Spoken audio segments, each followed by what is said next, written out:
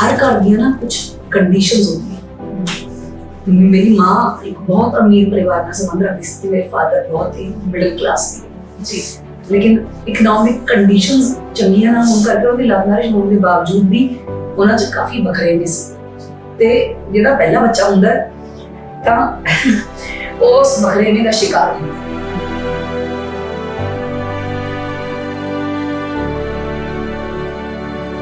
मैनू लगता है जिहड़ी औरत अपने फैसले आप कर सकती है, चाहे वो पैसे खर्चण दे होण, चाहे अपनी जिंदगी च कुछ भी बनन दा होए कि मैं आ बनना चाहनी हाँ, मैं आ बनना चाहनी हाँ, तो उसका फैसला अपना होना चाहिए। वो थोपिया नहीं होना चाहिए कि मैं मतलब घरदियां ने कहता आ कर लो इसलिए आ कर लो।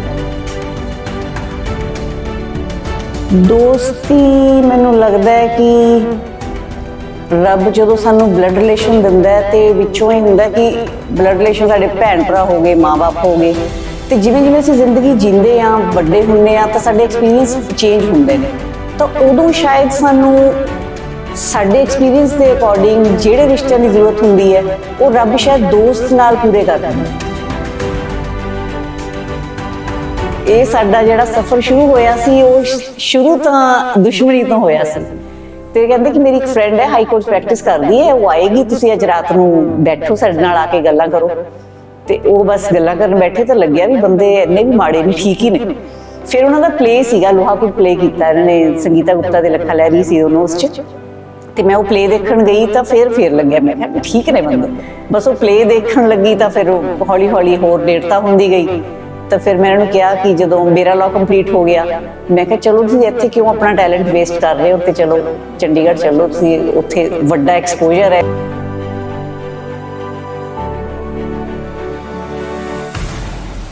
नहीं नाराजगियां तो चलदी रहंदी, साडी तो लड़ाई इन्नी जबरदस्त हुंदी है कि जिहड़े साडे एक्टर्स हुंदे ने उन्होंने ये लगता है कि अज नूं रिहर्सल हो रही है, साडी लड़ाई होगी, तो उन्होंने ये लग रहा हुंदा सीगा अगले दिन आउण वेले कि अज ये दोनों इकट्ठियां नहीं होणगीਆਂ ते अलग-अलग हो गईਆਂ होणगीਆਂ।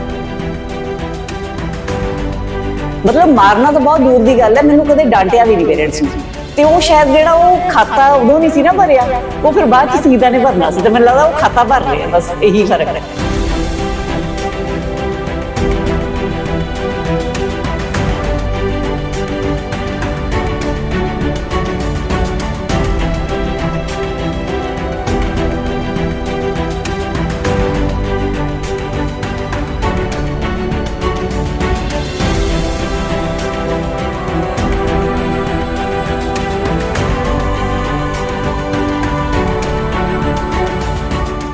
ਜਦੋਂ ਕੋਈ ਬੱਚਾ ਆਪਣੇ ਆਲੇ ਦੁਆਲੇ ਨੂੰ ਦੇਖਣ ਦੀ, ਪਰਖਣ ਦੀ ਸੁਰਤ ਸੰਭਾਲਦਾ ਹੈ, ਸੂਝ-ਬੂਝ ਸੰਭਾਲਦਾ ਹੈ, ਤਾਂ ਲਾਜ਼ਮੀ ਹੈ ਜੋ ਉਸਦੇ ਮਨ ਨੂੰ ਸਭ ਤੋਂ ਵੱਧ ਭਾਉਂਦਾ ਹੈ ਉਹ ਉਹੋ ਜਿਹਾ ਬਣਨਾ ਲੋਚਦਾ ਹੈ।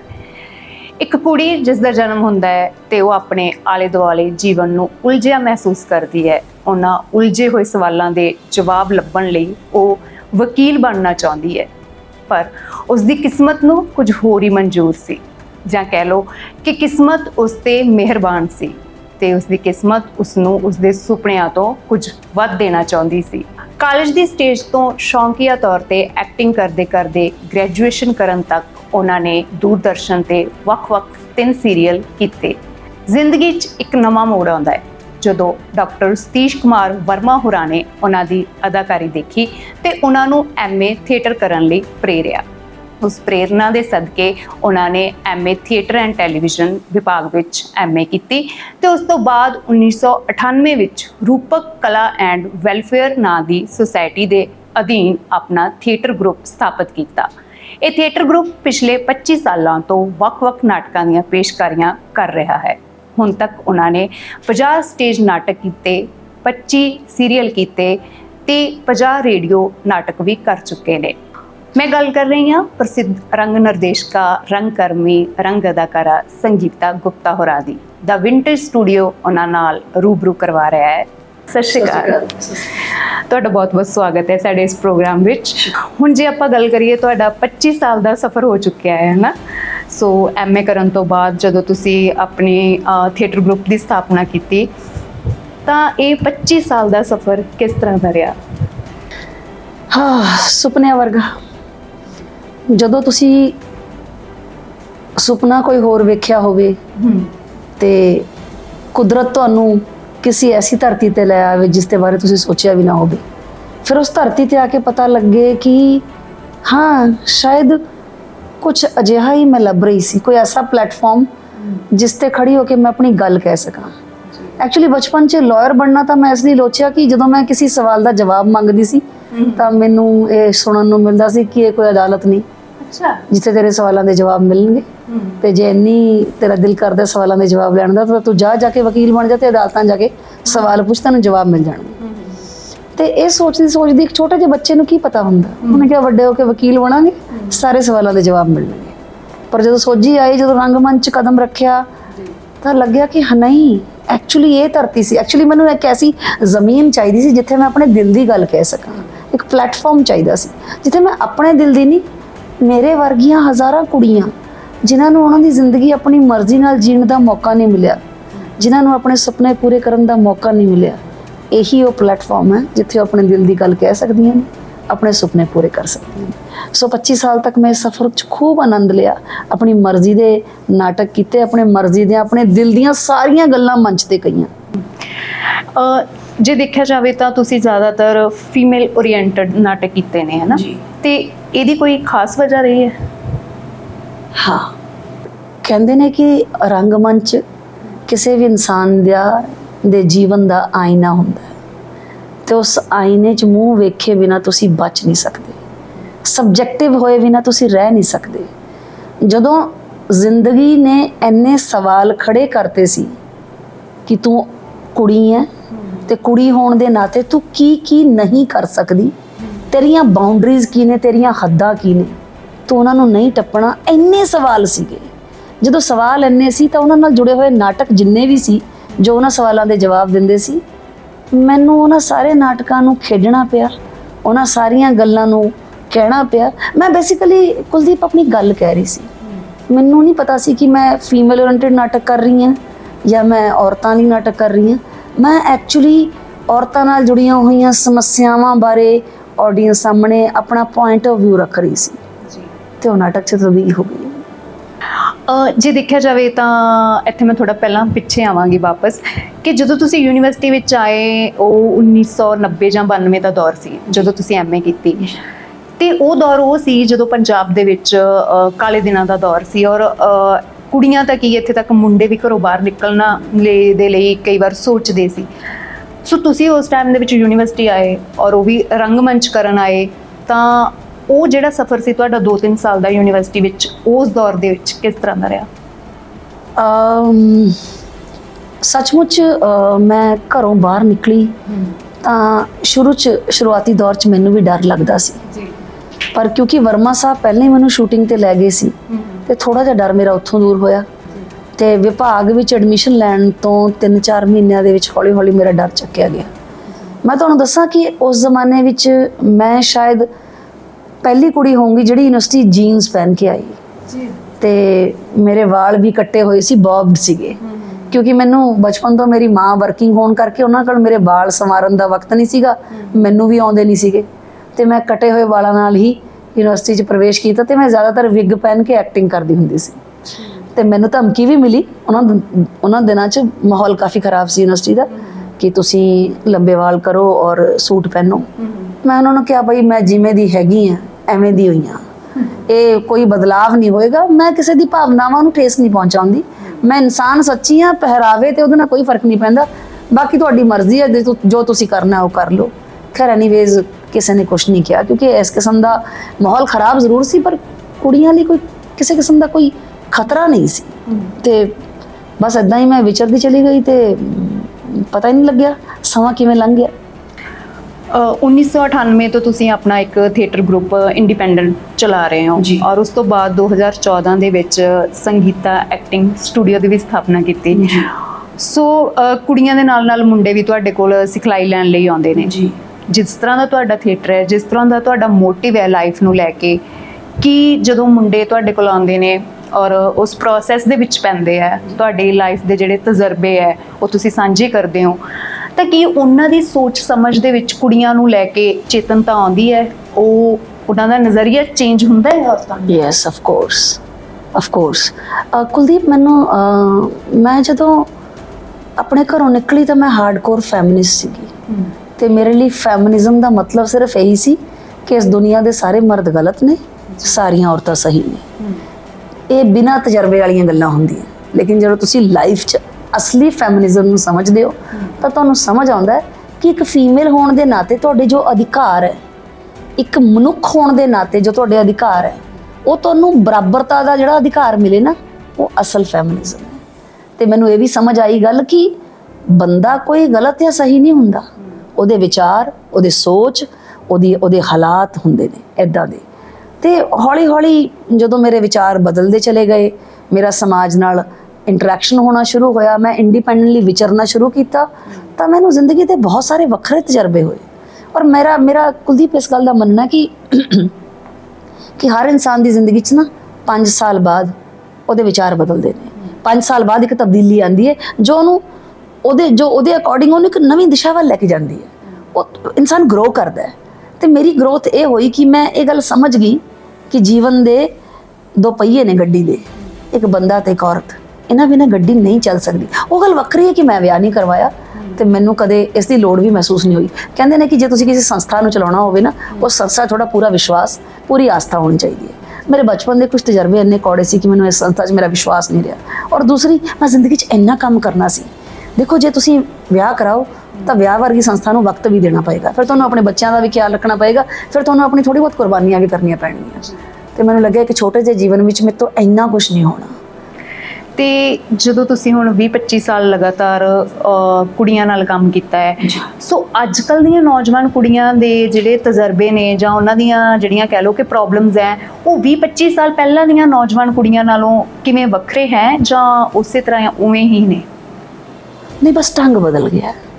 ਸਮੱਸਿਆਵਾਂ ਉਵੇਂ ਹੀ ਨਹੀਂ, ਉਵੇਂ ਦੀਆਂ ਹੀ ਨੇ। ਜਿਹੜੀਆਂ ਮਿਡਲ ਕਲਾਸ ਤੇ ਲੋਅਰ ਮਿਡਲ ਕਲਾਸ ਫੈਮਿਲੀਜ਼ ਦੀਆਂ ਕੁੜੀਆਂ, ਉਹਨਾਂ ਦੀਆਂ ਸਮੱਸਿਆਵਾਂ ਹਾਲੇ ਵੀ ਉੱਦਾਂ ਦੀਆਂ, ਕਿਉਂਕਿ ਅੱਪਰ ਕਲਾਸ ਨਾਲ ਮੇਰਾ ਕਦੇ ਵਾਹ ਨਹੀਂ ਸੀ ਪਿਆ। ਪਰ ਮੈਂ ਕੁਝ ਸਾਲ MCM 'ਚ ਵੀ ਕੰਮ ਕੀਤਾ ਤੇ ਮੇਰਾ ਅੱਪਰ ਕਲਾਸ ਨਾਲ ਵੀ ਵਾਹ ਪਿਆ। ਫਿਰ ਮੈਨੂੰ ਪਤਾ ਲੱਗਿਆ ਕਿ ਸਮੱਸਿਆਵਾਂ ਇਹਨਾਂ ਦੀਆਂ ਵੀ ਨੇ, ਪਰ ਇਹਨਾਂ ਨੇ ਐਕਸੈਪਟ ਕਰ ਲਈਆਂ ਨੇ। ਇਹਨਾਂ ਦਾ ਬ੍ਰੇਨ ਵਾਸ਼ ਹੋ ਚੁੱਕਿਆ। ਇਹਨਾਂ ਨੂੰ ਇਹੀ ਲੱਗਦਾ ਕਿ ਔਰਤਾਂ ਇਹੀ ਕਰਨ ਲਈ ਬਣੀਆਂ, ਇਹ ਫਲਾਂ ਚੀਜ਼ਾਂ ਕਰਦੀਆਂ, ਇਸ ਦਾਇਰੇ ਵਿੱਚ ਉਹਨਾਂ ਨੇ ਰਹਿਣਾ ਤੇ ਇੱਦਾਂ ਉਹਨਾਂ ਨੇ ਕਰਨਾ ਹੈ। ਤੇ ਇਹਨਾਂ ਨੂੰ ਬਦਲਣਾ ਕਾਫੀ ਮੁਸ਼ਕਿਲ ਹੈ। ਉਹਨਾਂ 'ਚੋਂ 100 ਚੋਂ ਕਿਸੇ ਇੱਕ ਕੁੜੀ 'ਚ ਬਦਲਾਅ ਆਉਂਦਾ ਸੀ। ਪਰ ਜਦੋਂ ਮੈਂ Guru Gobind Singh college of women 'ਚ ਕੰਮ ਕਰਨ ਵਾਸਤੇ ਗਈ ਤਾਂ ਉੱਥੇ ਮੇਰੀ ਵਰਕਸ਼ਾਪ 'ਚ 50 ਕੁੜੀਆਂ ਆਉਂਦੀਆਂ ਸੀ। 50 ਕੁੜੀਆਂ ਦੇ ਵਿੱਚੋਂ ਤਕਰੀਬਨ 45 ਕੁੜੀਆਂ ਐਸੀ ਫੈਮਿਲੀਜ਼ ਨੂੰ ਬਿਲੋਂਗ ਕਰਦੀਆਂ ਸੀ ਜਿਨ੍ਹਾਂ ਨੂੰ ਪਤਾ ਨਹੀਂ ਸੀ ਕਿ ਜੀਵਨ 'ਚ ਕਰਨਾ ਕੀ ਹੈ। ਬਸ ਪੜ੍ਹਾਈ ਪੜ੍ਹਨ ਵਾਸਤੇ ਵੀ ਪੜ੍ਹ ਲਓ ਕੁਛ ਵੀ ਤੇ ਬਸ ਐਜੂਕੇਟਿਡ ਬੰਦਾ ਹੋ ਜਾਏਗਾ ਤੇ ਫਿਰ ਇਹਦਾ ਵਿਆਹ ਹੋ ਜਾਏਗਾ। ਤੇ ਫਿਰ ਮੈਂ ਆਪਣੇ ਥੀਏਟਰ ਰਾਹੀਂ ਉਹਨਾਂ ਨੂੰ ਇਹ ਦੱਸਿਆ ਕਿ ਔਰਤ ਦੀ ਆਜ਼ਾਦੀ ਦਾ ਰਸਤਾ ਉਹਦੇ ਇਕਨੋਮਿਕਲੀ ਇੰਡੀਪੈਂਡੈਂਟ ਹੋਣ ਨਾਲ ਜੁੜਿਆ ਹੋਇਆ ਹੈ। ਤੁਸੀਂ ਆਪਣੇ ਫੈਸਲੇ ਉਦੋਂ ਹੀ ਲੈ ਸਕੋਗੀਆਂ ਜਦੋਂ ਤੁਸੀਂ ਆਪਣੇ ਪੈਰਾਂ ਤੇ ਖੜੀਆਂ ਹੋਵੋਗੀਆਂ, ਜਦੋਂ ਤੁਸੀਂ ਉਸ ਲਾਇਕ ਬਣੋਗੀਆਂ ਕਿ ਤੁਸੀਂ ਕੋਈ ਫੈਸਲਾ ਕਰ ਸਕੋ। ਸੋ ਇਸ ਜਰਨੀ ਦੇ ਵਿੱਚ ਫਿਰ ਜਿਹੜਾ ਬਦਲਾਅ ਆਇਆ ਹੈ, ਪਤਾ ਨਹੀਂ ਮੈਨੂੰ ਕਹਿਣਾ ਚਾਹੀਦਾ ਕਿ ਨਹੀਂ ਕਹਿਣਾ ਚਾਹੀਦਾ, ਪਰ ਪਿਛਲੇ 5 ਸਾਲਾਂ ਤੋਂ ਕੁੜੀਆਂ ਨੇ ਆਪਣੇ ਦਿਲ ਦੀਆਂ ਗੱਲਾਂ ਕਹਿਣੀਆਂ ਸ਼ੁਰੂ ਕਰ ਦਿੱਤੀਆਂ। ਕੁੜੀਆਂ ਆਪਣੇ ਹੀ ਘਰਾਂ ਵਿੱਚ ਆਪਣਿਆਂ ਦੁਆਰਾ, ਆਪਣੇ ਬਹੁਤ ਨੇੜੇ ਦੇ ਰਿਸ਼ਤਿਆਂ ਦੁਆਰਾ ਐਕਸਪਲੋਇਟ ਹੋ ਰਹੀਆਂ ਨੇ। ਸ਼ਾਇਦ ਪਹਿਲਾਂ ਵੀ ਹੋ ਰਹੀਆਂ ਹੋਣ, ਪਰ ਹੁਣ ਉਹਨਾਂ ਨੇ ਕਹਿਣਾ ਸ਼ੁਰੂ ਕਰਤਾ। ਤੇ ਉਹ ਇੰਨੇ ਨੇੜੇ ਦੇ ਰਿਸ਼ਤੇ ਹੈ ਜਿਨ੍ਹਾਂ ਨੂੰ ਦੇਖ ਕੇ ਇੱਕ ਵਾਰ ਇਸ ਸਮਾਜ ਤੇ ਸ਼ੱਕ ਕਰਨ ਦਾ ਦਿਲ ਬਣਦਾ ਵੀ ਇਹ ਸਮਾਜ ਇੰਨਾ ਇਨਸਿਕਿਉਰ ਹੈ ਕੁੜੀਆਂ ਵਾਸਤੇ। ਉਹਨਾਂ ਦਾ ਆਪਣਾ ਘਰ ਵੀ ਉਹਨਾਂ ਦੀ ਸਿਕਿਉਰਿਟੀ ਨਹੀਂ ਹੈ। ਤੇ ਕਦੇ ਕਦੇ ਸ਼ਰਮ ਆਉਣ ਲੱਗਦੀ ਹੈ ਇਹਨਾਂ ਗੱਲਾਂ ਤੇ ਨੂੰ ਸੁਣ ਕੇ। ਤੇ ਫਿਰ ਮੈਂ ਉਹਨਾਂ ਨੂੰ ਕਹਿੰਦੀ ਹਾਂ ਕਿ ਹਿੰਮਤ ਕਰੋ, ਹੁਣ ਵੇਲਾ ਆ ਗਿਆ, ਹਿੰਮਤ ਕਰੋ। ਇਹਨਾਂ ਚੀਜ਼ਾਂ ਦਾ ਅੱਗੇ ਸਾਹਮਣੇ ਖੜੇ ਹੋ ਕੇ ਡਟ ਕੇ ਮੁਕਾਬਲਾ ਕਰੋ। ਜਿੱਦਾਂ ਤੁਸੀਂ ਡਟ ਕੇ ਖੜੀਆਂ ਹੋ ਗਈਆਂ ਨਾ, ਇਹਨਾਂ ਤੋਂ ਤੁਹਾਡੀ ਅੱਖਾਂ ਦਾ ਜਿਹੜੀ ਅੱਗ ਹੈ ਨਾ, ਉਹ ਬਰਦਾਸ਼ਤ ਨਹੀਂ ਹੋਣੀ।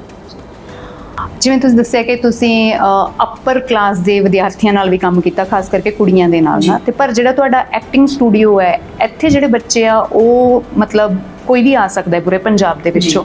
ਸੋ ਇਹ ਐਕਟਿੰਗ ਸਟੂਡੀਓ ਵਿੱਚ ਜ਼ਿਆਦਾਤਰ ਬੱਚੇ ਕਿਸ ਤਰ੍ਹਾਂ ਦੀ ਬੈਕਗ੍ਰਾਉਂਡ ਚੋਂ ਆਉਂਦੇ ਆ ਤੇ ਉਹਨਾਂ ਦੀਆਂ ਜਿਹੜੀਆਂ ਨੇ ਪ੍ਰੋਬਲਮਸ ਉਹ ਕਿਸ ਤਰ੍ਹਾਂ ਡਿਫਰੈਂਟ ਹੈ ਉਹਨਾਂ ਕੁੜੀਆਂ ਦੇ ਨਾਲੋਂ ਜਿਹੜੀਆਂ ਅੱਪਰ ਕਲਾਸ ਨੂੰ ਬਿਲੋਂਗ ਕਰਦੀਆਂ ਨੇ? ਮੈਂ ਪਤਾ ਨਹੀਂ, ਸ਼ਾਇਦ ਹੋ ਸਕਦਾ ਮੈਂ 올ਡ ਸਕੂਲ ਤੋਂ ਹੋਵਾਂ ਜੀ। ਮੈਂ ਚਾਹੇ ਮੁੰਡਾ ਹੋਵੇ ਚਾਹੇ ਕੁੜੀ, ਜਿਹੜਾ ਵੀ ਸਟੂਡੀਓ 'ਚ ਆਉਂਦਾ ਪਹਿਲਾਂ ਉਹਨੂੰ ਮੈਂ ਸੈਂਸਿਟਾਈਜ਼ ਕਰਦੀ ਹਾਂ ਕਿਉਂਕਿ ਮੇਰਾ ਆਪਣਾ ਖੁਦ ਇਹ ਮੰਨਣਾ ਕੁਲਦੀਪ ਕਿ ਜੋ ਤੁਸੀਂ ਚੰਗੇ ਇਨਸਾਨ ਨਹੀਂ ਤਾਂ ਤੁਸੀਂ ਚੰਗੇ ਅਦਾਕਾਰ ਨਹੀਂ ਬਣ ਸਕਦੇ। ਸੋ ਮੈਂ ਪਹਿਲਾਂ ਉਹਨਾਂ ਨੂੰ ਸੈਂਸਿਟਾਈਜ਼ ਕਰਦੀ ਹਾਂ, ਪਹਿਲਾਂ ਉਹਨਾਂ ਪਰਸਨਲ 1-to-1 ਬੈਕਗ੍ਰਾਉਂਡ ਕੀ ਹੈ, ਘਰ 'ਚ ਕੌਣ ਕੌਣ ਹੈ, ਕੀ ਸੋਚ ਹੈ, ਕੀ ਸ਼ੌਕ ਨੇ, ਕੀ ਅਪਰੋਚ ਹੈ।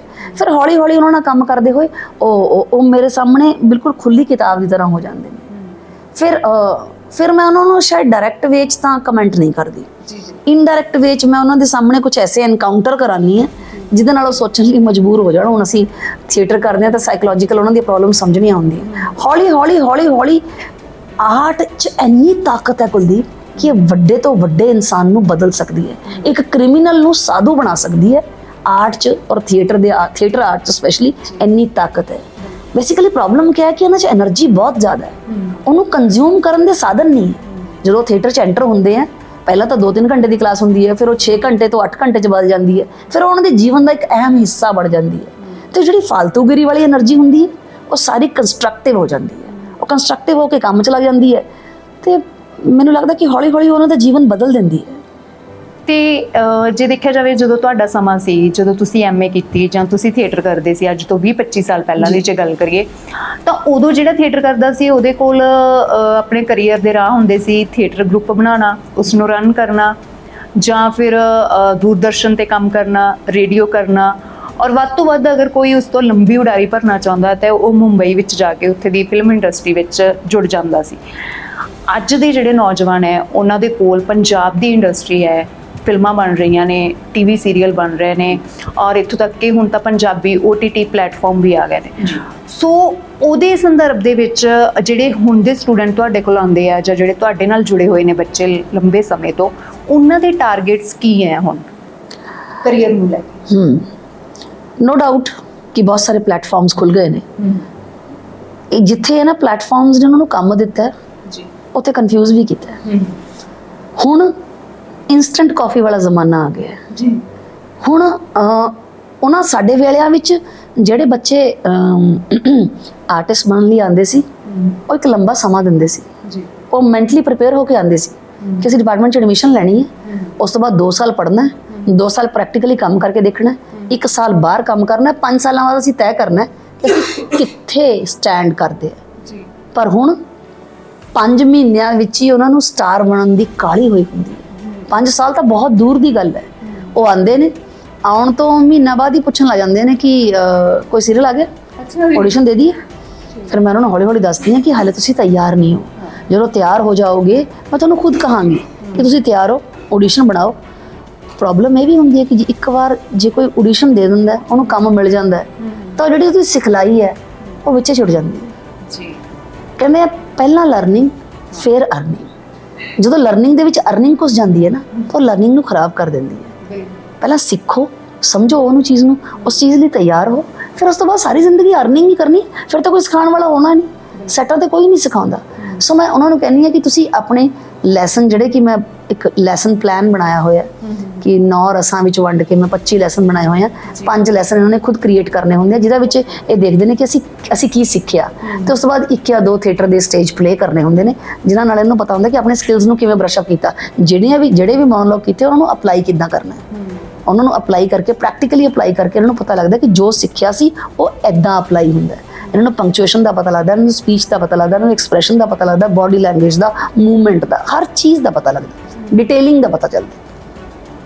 ਫਿਰ ਉਸ ਤੋਂ ਬਾਅਦ ਜੇ ਇਹਨਾਂ ਨੂੰ ਲੱਗਦਾ ਹੈ, ਦੇਖੋ 3 ਮਹੀਨੇ ਦਾ ਕੋਰਸ ਕਹਿਣ ਦੀ ਗੱਲ ਹੁੰਦੀ ਹੈ, ਪਰ 6-8 ਮਹੀਨੇ, ਸਾਲ ਕਿਵੇਂ ਲੰਘ ਜਾਂਦਾ ਪਤਾ ਨਹੀਂ ਚੱਲਦਾ।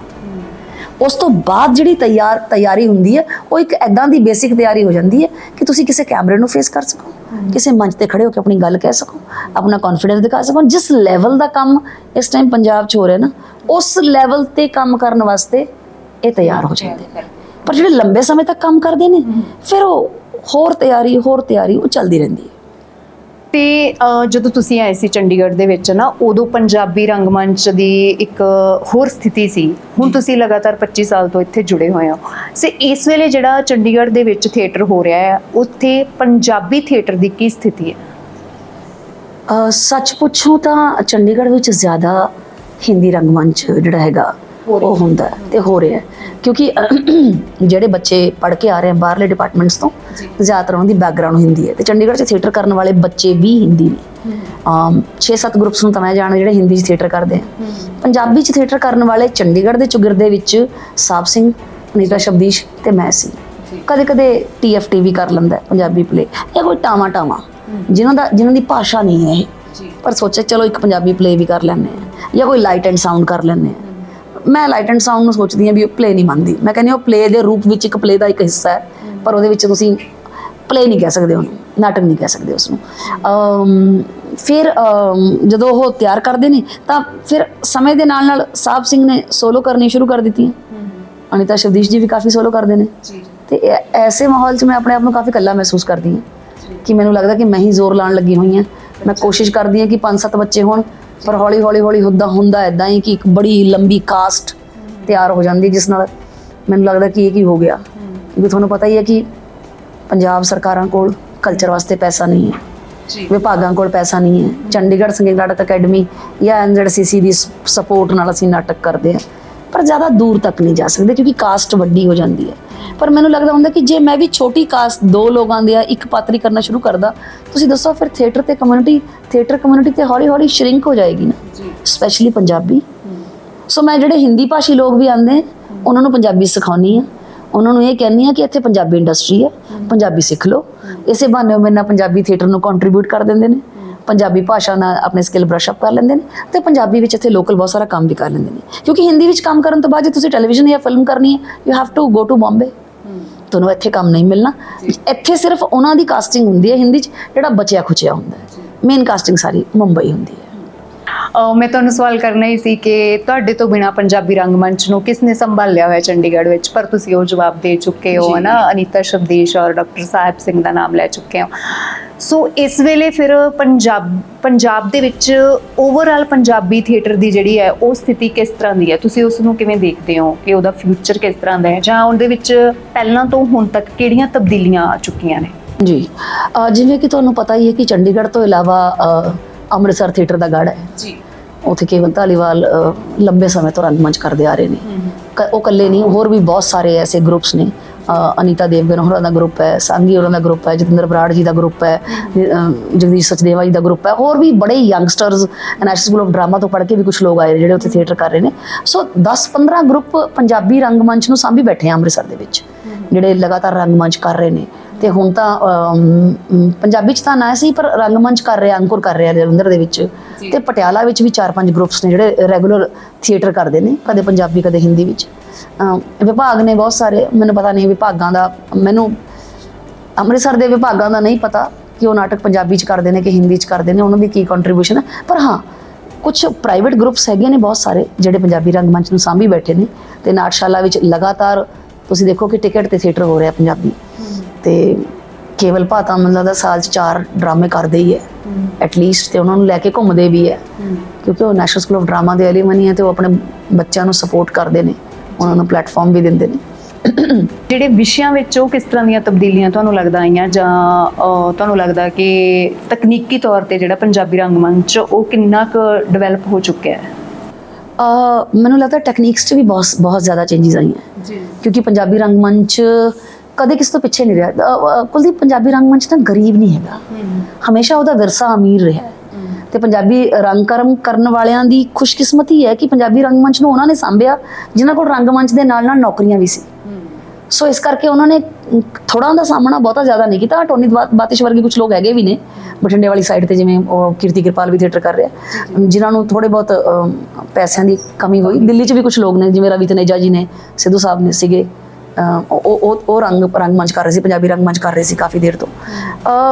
ਤਬਦੀਲੀਆਂ ਇਹ ਆਈਆਂ ਕਿ ਟੈਕਨੀਕਲੀ ਕੁਝ ਲੋਕ ਨੈਸ਼ਨਲ ਸਕੂਲ ਆਫ ਡਰਾਮਾ ਤੋਂ ਪੜ੍ਹ ਕੇ ਆਏ, ਕੁਝ ਲੋਕ ਵਿਭਾਗਾਂ ਤੋਂ ਪੜ੍ਹੇ ਹੋਏ ਨੇ। LP ਯੂਨੀਵਰਸਿਟੀ ਦਾ ਵਿਭਾਗ ਹੈ, ਖਾਲਸਾ ਕਾਲਜ ਨੇ ਵੀ ਵਿਭਾਗ ਸ਼ੁਰੂ ਕਰਤਾ, BBKDA ਵਿੱਚ ਥੀਏਟਰ ਹੈ।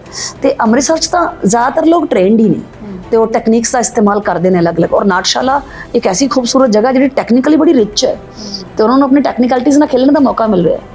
ਕੇਵਲ ਭਾਈ ਤੇ ਵੈਸੇ ਵੀ ਡਾਇਰੈਕਟਰ ਤੇ ਡਿਜ਼ਾਈਨਰ ਨੇ ਜਿਹੜੇ NSG ਤੋਂ ਪੜ੍ਹ ਕੇ, ਉਹਨਾਂ ਦਾ ਐਕਸਪੋਜ਼ਰ ਕਾਫੀ ਵੱਡਾ ਹੈ।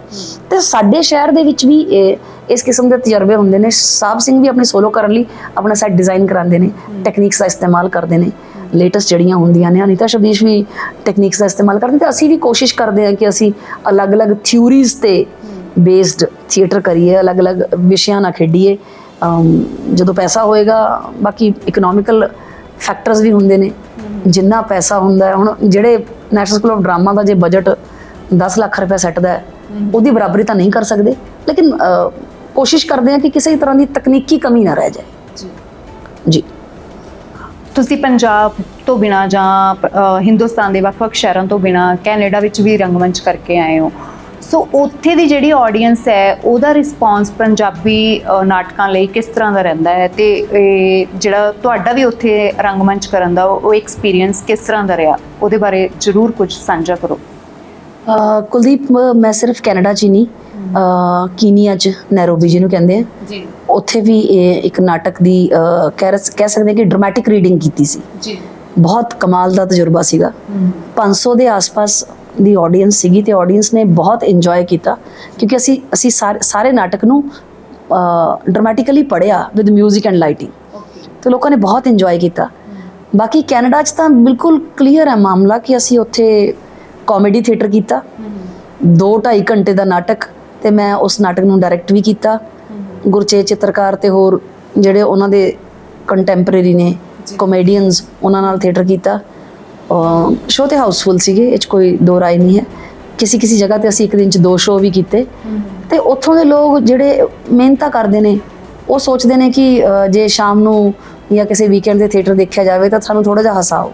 ਸੋ ਅਸੀਂ ਆਪਣੇ ਪੁਰਾਣੇ ਜਿਹੜੇ ਰਸਮੋ ਰਿਵਾਜ, ਜਿਹੜੇ ਕਿ ਚੀਜ਼ਾਂ ਗਾਇਬ ਹੋ ਗਈਆਂ ਨੇ, ਉਹਨਾਂ ਨੂੰ ਲੈ ਕੇ ਉਸ ਤਰ੍ਹਾਂ ਦੀਆਂ ਲੜਾਈਆਂ, ਉਸ ਤਰ੍ਹਾਂ ਦੇ ਤਮਾਸ਼ੇ, ਉਸ ਤਰ੍ਹਾਂ ਦੀਆਂ ਗੱਲਾਂ, ਉਸ ਤਰ੍ਹਾਂ ਦੇ ਚੁਟਕਲੇ, ਉਸ ਤਰ੍ਹਾਂ ਦਾ ਸੱਭਿਆਚਾਰ, ਉਸ ਨੂੰ ਪੁਰਾਣੇ ਸੱਭਿਆਚਾਰ ਨੂੰ ਪਰੋਸਿਆ ਲੋਕਾਂ ਨੂੰ, ਤੇ ਲੋਕਾਂ ਨੂੰ ਸੱਚਮੁੱਚ ਉਹ ਬਹੁਤ ਪਸੰਦ ਆਇਆ। ਤੇ ਮੈਨੂੰ ਹੁਣ ਲੱਗਦਾ ਕਿ ਸ਼ਾਇਦ ਕੈਨੇਡਾ 'ਚ ਇਸ ਤੋਂ ਵੱਖਰਾ ਥੀਏਟਰ ਵੀ ਕੀਤਾ ਜਾ ਸਕਦਾ ਹੈ, ਕਿਉਂਕਿ ਕੈਨੇਡਾ 'ਚ ਹੁਣ ਕਾਫੀ ਪੰਜਾਬੀ ਥੀਏਟਰ ਹੋਣ ਲੱਗ ਗਿਆ ਤੇ ਲੋਕਾਂ ਵਿੱਚ ਥੀਏਟਰ ਦੀ ਇੱਕ ਸਮਝ ਤੇ ਇੱਕ ਚੇਤਨਾ ਪੈਦਾ ਹੋ ਚੁੱਕੀ ਹੈ।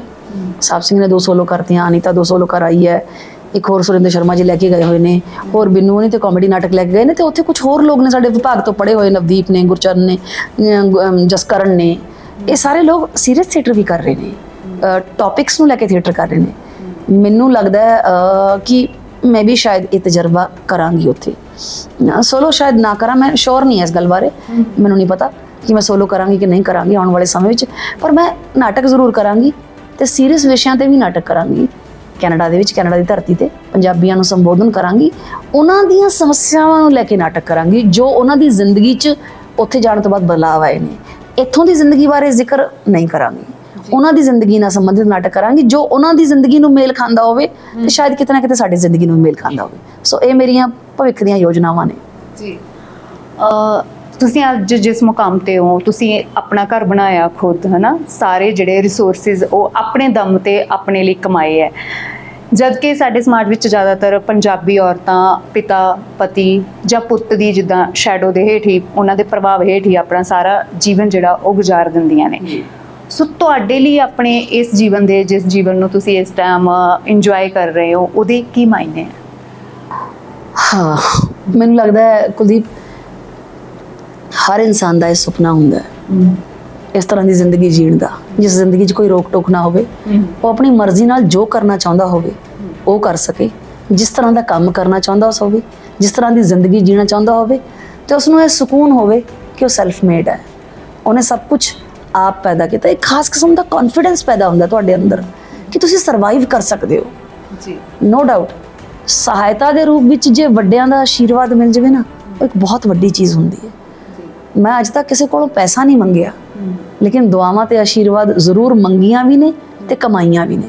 ਉਹਨਾਂ ਦੇ ਸਦਕਾ ਹੀ ਮੈਂ ਅੱਜ ਇੱਥੇ ਬੈਠੀ ਹਾਂ। ਜੇ ਡਾਕਟਰ ਸਤੀਸ਼ ਵਰਮਾ ਮੈਨੂੰ ਪਟਿਆਲੇ ਨਾ ਲੈ ਕੇ ਆਉਂਦੇ ਤਾਂ ਮੈਂ ਵਿਭਾਗ ਤੋਂ ਨਾ ਪੜ੍ਹਦੀ ਤੇ ਮੈਨੂੰ ਦੁਨੀਆ 'ਚ ਮੇਰਾ ਐਕਸਪੋਜ਼ਰ ਨਾ ਹੁੰਦਾ। ਸੋ ਮੈਂ ਰਿਣੀ ਹਾਂ ਸਤੀਸ਼ ਵਰਮਾ ਜੀ ਦੀ, ਪੰਜਾਬੀ ਯੂਨੀਵਰਸਿਟੀ ਪਟਿਆਲਾ ਦੇ ਥੀਏਟਰ ਵਿਭਾਗ ਦੀ, ਫਿਰ ਇਸ ਸ਼ਹਿਰ ਵਿੱਚ ਆ ਕੇ ਡਾਕਟਰ ਆਤਮਜੀਤ ਦੀ, ਜਿਹੜੇ ਮੇਰੇ ਬਹੁਤ ਨੇੜੇ ਦੇ, ਜਿਵੇਂ ਸਮਝ ਲਓ friend, philosopher, guide, father figure, ਉਹਨਾਂ ਸਾਰੀਆਂ ਭੂਮਿਕਾਵਾਂ ਨੂੰ ਉਹਨਾਂ ਨੇ ਨਿਭਾਇਆ। ਉਹਨਾਂ ਨੇ ਮੈਨੂੰ ਸਮਝਾਇਆ ਆਪਣੇ ਤਜਰਬਿਆਂ ਰਾਹੀਂ ਕਿ ਮੈਂ ਕੀ ਕਰਦਾ ਰਿਹਾ ਤੇ ਤੂੰ ਕੀ ਕਰ ਸਕਦੀ ਹੈ, ਤੇ ਮੈਂ ਉਸ ਨੂੰ ਚੈਲੰਜ ਲਿਆ ਕਿ ਮੈਂ ਕਰੂੰਗੀ। ਵਿੱਚ ਛੋਟੀ ਨੌਕਰੀਆਂ ਵੀ ਕੀਤੀਆਂ ਜਦੋਂ ਔਖੇ ਵੇਲੇ ਆਏ, ਲੇਕਿਨ ਫਿਰ ਜਦੋਂ ਹੌਲੀ ਹੌਲੀ ਮੈਨੂੰ ਇਕਨੋਮਿਕ ਸਮਝ ਆ ਗਈ, ਮੈਨੂੰ ਇਹ ਸਮਝ ਆ ਗਈ ਕਿ ਜੇ ਨੌਕਰੀ ਕਰਨੀ ਪਵੇ ਜਾਂ ਕਿਸੇ ਕਿਸਮ ਦੀ ਯੋਜਨਾਵਾਂ 'ਚ ਬਣਨਾ ਪਵੇ ਤਾਂ ਉਹ ਆਰਟ ਨਾਲ ਹੀ ਜੁੜੀਆਂ ਹੋਣ। ਜਿਵੇਂ ਯੂਥ ਫੈਸਟੀਵਲ ਨੂੰ ਅਡਾਪਟ ਕਰ ਲਿਆ, ਉਹ ਸਾਲ ਭਰ ਦੀ ਰੋਟੀ ਦੇ ਦਿੰਦਾ ਹੈ। ਫਿਰ ਰੋਟੀ ਜਦੋਂ ਜ਼ਰੂਰਤ ਪੂਰੀ ਹੋ ਜਾਂਦੀ ਹੈ, ਫਿਰ ਤੁਸੀਂ ਉਸ ਤੋਂ ਹਟ ਕੇ ਥੀਏਟਰ ਕਰ ਲੈਂਦੇ ਹੋ ਜੀ।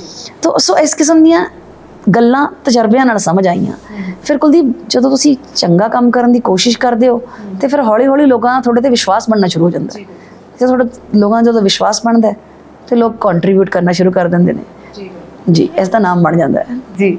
ਤੇ ਤੁਸੀਂ ਇਸ ਸ਼ਹਿਰ ਵਿੱਚ ਰਹਿੰਦੇ ਹੋ ਨਾ, ਜਿੱਥੇ ਕਹਿ ਲਓ ਕਿ ਮਾਡਰਨ ਲਾਈਫ ਹੈ, ਐਜੂਕੇਟਡ ਔਰਤਾਂ ਨੇ, ਤੁਸੀਂ ਤਾਂ ਖੁਦ ਹੋ ਆਤਮ ਨਿਰਭਰ, ਪਰ ਤੁਹਾਨੂੰ ਲੱਗਦਾ ਕਿ ਅੱਜ ਔਰਤਾਂ ਕਿੰਨਾ ਕੁ ਜ਼ਿਆਦਾ ਆਪਣੇ ਫੈਸਲੇ ਆਪ ਲੈਂਦੀਆਂ ਨੇ ਤੇ ਕਿੰਨਾ ਕੁ ਜ਼ਿਆਦਾ ਉਹ ਜਿਹੜਾ ਕਹਿ ਲਓ ਕਿ ਆਤਮ ਨਿਰਭਰ ਨੇ? ਤੁਹਾਡੇ ਸਰਕਲ ਵਿੱਚ ਤੁਸੀਂ ਕਿੰਨੀਆਂ ਕੁ ਔਰਤਾਂ ਨੂੰ ਦੇਖਿਆ ਜਿਹੜੀਆਂ ਵੂਮਨ ਇੰਪਾਵਰਮੈਂਟ ਦੀ ਉਦਾਹਰਨ ਹੋਣ? ਸੱਚ ਪੁੱਛੋ ਤਾਂ ਮੈਨੂੰ ਅੱਜ ਮੈਂ ਕਨਫਿਊਜ਼ ਹਾਂ ਕਿ ਮੈਂ ਕੀ ਕਹਾਂ। ਮੈਂ ਬਹੁਤ ਸਾਰੀਆਂ ਐਸੇ ਅਹੁਦਿਆਂ ਤੇ ਐਸੀਆਂ ਔਰਤਾਂ ਨੂੰ ਜਾਣਦੀ ਹਾਂ ਜਿਨ੍ਹਾਂ ਨੇ ਕਦੇ ਜ਼ਿੰਦਗੀ 'ਚ ਆਪਣੇ ATM ਦਾ ਇਸਤੇਮਾਲ ਨਹੀਂ ਕੀਤਾ। ਉਹਨਾਂ ਨੂੰ ਨਹੀਂ ਪਤਾ ਕਿ ਉਹਨਾਂ ਨੇ ATM ਦਾ ਇਸਤੇਮਾਲ ਕੀ ਕਰਨਾ ਹੈ, ਕਿਵੇਂ ਕਰਨਾ ਹੈ, ਤੇ ਉਹਨਾਂ ਦੇ ਖਾਤੇ ਵਿੱਚ ਕਿੰਨੇ ਪੈਸੇ ਨੇ, ਜਦਕਿ ਹੋ ਸਕਦਾ ਸ਼ਾਇਦ ਉਹ 2 ਲੱਖ ਰੁਪਏ ਤੋਂ ਵੀ ਵੱਧ ਕਮਾਉਂਦੀਆਂ ਹੋਣ। ਉਹਨਾਂ ਦੇ ਸਾਰੇ ਫੈਸਲੇ ਅੱਜ ਵੀ ਉਹਨਾਂ ਦੇ ਹਸਬੈਂਡ ਲੈਂਦੇ ਨੇ। ਇਹ ਕੋਈ ਮਾੜੀ ਗੱਲ ਨਹੀਂ ਹੈ, ਪਰ ਫਿਰ ਵੀ ਇਸ ਆਧੁਨਿਕ ਜਗਤ ਵਿੱਚ ਤੁਹਾਨੂੰ ਹਰ ਵਿਧਾ ਬਾਰੇ ਪਤਾ ਹੋਣਾ ਚਾਹੀਦਾ। ਉਹਨਾਂ ਨੂੰ ਨਹੀਂ ਪਤਾ ਉਹ ਕੈਬ ਕਿਵੇਂ ਬੁੱਕ ਕਰਨੀ ਹੈ, ਉਹਨਾਂ ਨੂੰ ਨਹੀਂ ਪਤਾ ਪੈਸੇ ਕਿਵੇਂ ਕਢਾਉਣੇ ਆ, ਉਹਨਾਂ ਨੂੰ ਨਹੀਂ ਪਤਾ ਬੈਂਕ ਦਾ ਫਾਰਮ ਕਿਵੇਂ ਭਰਨਾ ਹੈ। ਜਿਹੜੀ ਜਨਰੇਸ਼ਨ ਪੜ੍ਹੀ ਲਿਖੀ ਹੈ, ਜਿਹੜੀ ਦੂਜਿਆਂ ਨੂੰ ਪੜ੍ਹਾ ਰਹੀ ਹੈ, ਜੇ ਉਹਨਾਂ ਨੂੰ ਇਸ ਕਿਸਮ ਦੀ ਚੇਤਨਤਾ ਨਹੀਂ ਹੈ ਤਾਂ ਉਹ ਆਉਣ ਵਾਲੀ ਜਨਰੇਸ਼ਨ ਨੂੰ ਕਿਵੇਂ ਚੇਤਨ ਕਰਨਗੇ? ਇਸ ਗੱਲ ਦੀ ਮੈਨੂੰ ਹੈਰਾਨੀ ਹੁੰਦੀ ਹੈ। ਪੈਟਰੀਆਰਕੀ ਖਤਮ ਨਹੀਂ ਹੋਈ ਹੈ, ਅਸੀਂ ਪਿਤਰੀ ਸੱਤਾ ਦੇ ਅੰਦਰ ਹੀ ਜੀ ਰਹੇ ਹਾਂ। ਸਾਡੇ ਮਾਈਂਡ ਦੀ ਕੰਡੀਸ਼ਨਿੰਗ ਕਰ ਦਿੱਤੀ ਗਈ ਹੈ। ਉਸ ਤੋਂ ਛੁਟਕਾਰਾ ਪਾਉਣਾ ਇੰਨਾ ਸੌਖਾ ਨਹੀਂ ਹੈ। 5% ਬਦਲਾਵ ਸ਼ੁਰੂਆਤ ਤਾਂ ਕਹੀ ਜਾ ਸਕਦੀ ਹੈ, ਬਦਲਾਵ ਨਹੀਂ। ਬਦਲਾਵ ਲਈ ਔਰਤਾਂ ਨੂੰ ਖੁਦ ਤਿਆਰ ਹੋਣਾ ਪਏਗਾ, ਉਹਨਾਂ ਨੂੰ ਖੁਦ ਸੋਚਣਾ ਪਏਗਾ ਤੇ ਉਹਨਾਂ ਨੂੰ ਇਹ ਵੀ ਦੇਖਣਾ ਪਏਗਾ ਕਿ ਆਜ਼ਾਦੀ ਦੇ ਅਸਲੀ ਮਾਇਨੇ ਕੀ ਨੇ। ਉਹ ਆਜ਼ਾਦੀ ਆਪਣਾ ਆਪ ਗਵਾਉਣ ਲਈ ਮਿਲੀ ਹੈ ਕਿ ਆਪਣਾ ਆਪ ਬਣਾਉਣ ਲਈ ਮਿਲੀ ਹੈ? ਆਪਣੀ ਬਿਲਡਿੰਗ ਕਿਵੇਂ ਹੋ ਸਕਦੀ ਹੈ, ਜਾਂ ਆਪਣੇ ਆਪ ਨੂੰ ਜੋ ਤੁਸੀਂ ਗਰੋ ਕਿਵੇਂ ਕਰਨਾ ਹੈ, ਇਹ ਹਰ ਔਰਤ ਨੇ, ਹਰ ਕੁੜੀ ਨੇ ਆਪ ਤੈਅ ਕਰਨਾ ਹੈ। ਇਹ ਉਹਦਾ ਆਪਣਾ ਨਜ਼ਰੀਆ, ਆਪਣੀ ਸੋਚ ਹੈ। ਸੋ ਸਮਾਜ ਤਾਂ ਹਮੇਸ਼ਾ ਹੀ ਕੰਡੀਸ਼ਨਸ ਰੱਖੇਗਾ ਹੀ।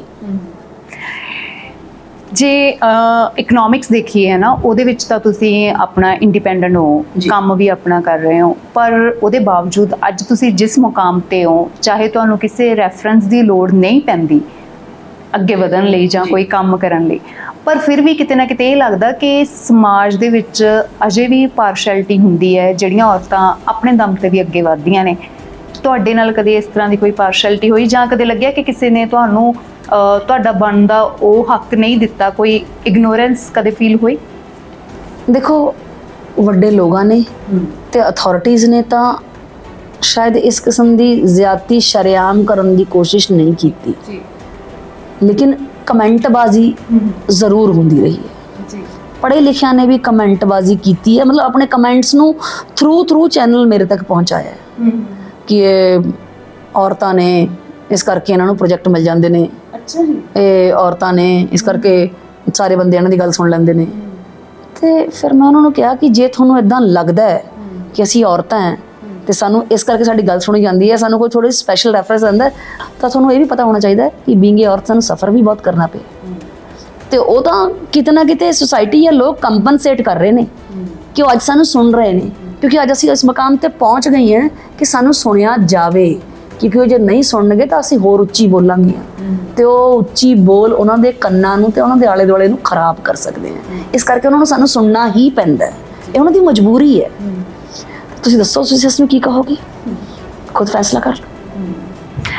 ਤੇ ਤੁਸੀਂ ਆਪਣੇ ਜੀਵਨ ਨੂੰ ਇੱਕ ਕਹਿ ਲਓ ਕਿ 4 ਜਾਂ 5 ਦਹਾਕੇ ਜਿਉ ਚੁੱਕੇ ਹੋ, ਔਰ ਇੰਨਾ ਲੰਬਾ ਸਮਾਂ ਤੁਸੀਂ ਦੇਖ ਚੁੱਕੇ ਹੋ ਸਮਾਜ ਨੂੰ ਬਦਲਦੇ ਹੋਏ, ਠੀਕ ਹੈ? ਆਰਥਿਕ ਪੱਖੋਂ ਵੀ, ਸਮਾਜਿਕ ਪੱਖੋਂ ਵੀ, ਰਾਜਨੀਤਿਕ ਪੱਖੋਂ ਵੀ ਬਹੁਤ ਸਾਰੇ ਚੇਂਜ ਜਿਹੜੇ ਸਮੇਂ ਦੇ ਨਾਲ ਉਹ ਸਾਡੀ ਸੁਸਾਇਟੀ ਵਿੱਚ ਆਏ।